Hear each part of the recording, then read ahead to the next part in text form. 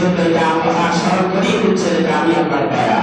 তুমি এখন যে অবস্থায় আছো, যেখানে আছো, যেমনিভাবে আছো, এটা আমি আপনার দয়া। ঠিক তেমনিভাবে তুমি অন্য মানুষের উপরে তেমনিভাবে দয়া করো, অনুগ্রহ করো, মানুষকে সহযোগিতা করো, মানুষের উপকারে আসো, মানুষের কল্যাণে কাজ করো। সুবহানাল্লাহ। আর কথা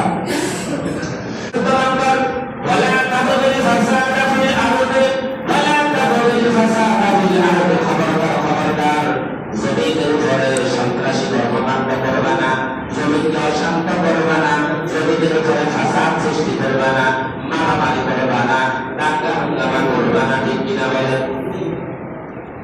আমার ভাইয়েরা, আমার বাবাজিরা বলেছিলাম 17 বছর ফ্যাসিস্ট সরকারের আমাদের যে সমস্ত কিশোরেরা, সেই সমস্ত বাবা ইয়াবা করেরা সমাজের ভিতরে অশান্তি সৃষ্টি করেছে, মানুষদেরকে জিম্মি করেছে, মানুষের উপরে অত্যাচার করেছে।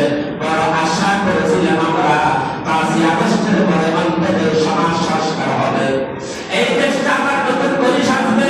ওই ভাইরা আজকে এত বছর পরে চমৎকার ফসলের মতো যে সরকার এই দেশের মানুষের উপরে জুলুম করেছিল, এখন আবার তেমনিভাবে আবার ইয়াবায় চাইলাম, আবার বাবায় চাইলাম, গাছায় চাইলাম, আবার কিশোর গ্যাংয়ে চাইলাম।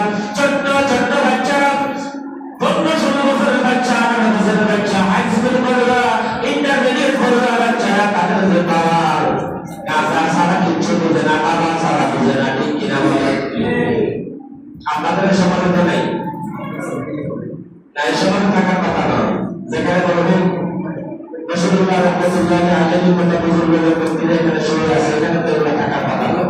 কিন্তু আমাদের এলাকায় আছে, আপনারা দেখছেন আমাদের পাশে নিয়ে কি হবে গতকালকে বসে রাত্রে 16 বছরের ছেলের সুবিধার লাগিয়ে ঝাড়খণ্ডের অবস্থা পাওয়া যায় আমাদের এলাকা, আমাদের কাছে এই গাঁজা, এই বাবা, এই বাবা